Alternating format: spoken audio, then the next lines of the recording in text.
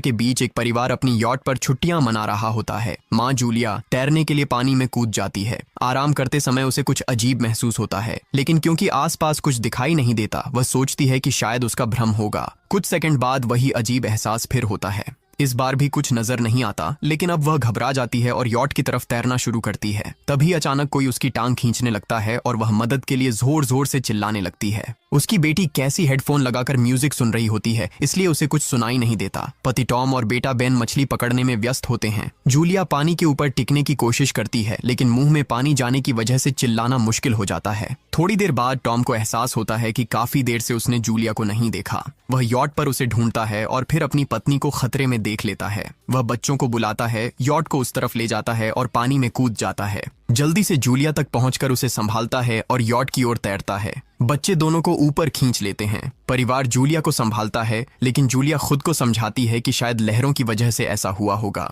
रात को सब मिलकर बेन का जन्मदिन मनाते हैं। कैसी को उसके बॉयफ्रेंड का कॉल आता है, तो वह लैपटॉप लेकर बाहर चली जाती है। वीडियो कॉल में उसका बॉयफ्रेंड दिखाता है कि शहर के ऊपर बड़े बड़े काले बादल छा गए हैं। कॉल ग्लिच होकर फ्रीज हो जाती है। कैसी यह बात परिवार को बताने आती है, लेकिन टॉम कहता है कि शायद जमीन से दूर होने की वजह से सिग्नल कमजोर है। तभी सबको एक आवाज सुनाई देती है। वे सब बाहर जाते हैं और देखते हैं कि व्हेल मछलियों का एक समूह गुजर रहा है। टॉम समझाता है कि व्हेल मछलियां हमेशा पृथ्वी के मैग्नेटिक फील्ड को फॉलो करती हैं, लेकिन जब तूफान आता है तो वे कंफ्यूज हो जाती हैं। अचानक यॉट जोर से हिलती है और बेन गिर जाता है। टॉम को चिंता होती है कि कहीं यॉट को नुकसान तो नहीं पहुंचा, इसलिए वह डाइव करके नीचे चेक करने चला जाता है। कुछ देर बाद वह सतह पर वापस आता है, लेकिन उसके कंधे पर एक बड़ा घाव होता है। जूलिया तुरंत उसका जख्म सीती है। टॉम बताता है कि पानी के अंदर उसे ऐसा लगा जैसे उसके पीछे कोई बहुत बड़ा जीव था, लेकिन जब उसने मुड़कर देखा तो प्रोपेलर से कट लग गया। वह कहता है कि जो भी चीज थी बहुत बड़ी थी। टॉम को यॉट पर काफी नुकसान दिखाई देता है, इसलिए उन्हें मदद बुलानी पड़ती है।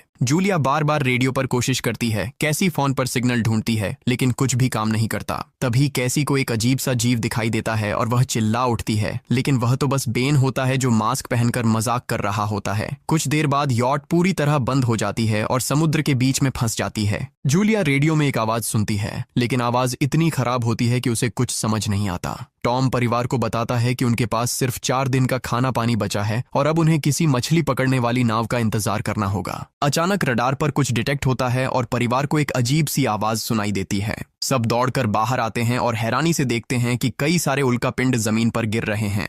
जहां जहां उल्कापिंड गिरते हैं वहां बड़े धमाके होते हैं। एक उल्कापिंड पानी में उनके पास गिरता है तो टॉम तुरंत यॉट को चलाने की कोशिश करता है। इंजन मुश्किल से चलता है, लेकिन तभी एक और उल्कापिंड उस इलाके को हिट करता है। परिवार डर के मारे एक दूसरे को कसकर पकड़ लेता है। तभी टॉम को समझ